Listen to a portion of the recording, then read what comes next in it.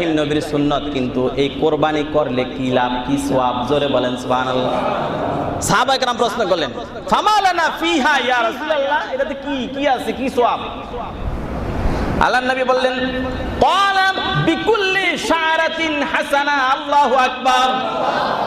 রে আমার সাহাবীরা, তোমরা যে পশুটা কোরবানি করবা, গরু, উট, দুম্বা, ভেড়া, মহিষ, যে পশু কোরবানি করবা, ওই পশুটার দেহের ভিতর যতগুলো পশম আছে, হাজার হাজার লক্ষ লক্ষ পশম আছে, ওই পরিমাণ সওয়াব তোমার আমল নামায় আল্লাহ উঠায়া দিবে।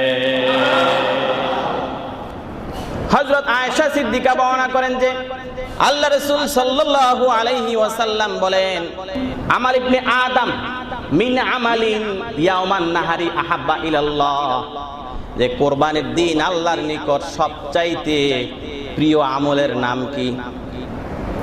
সব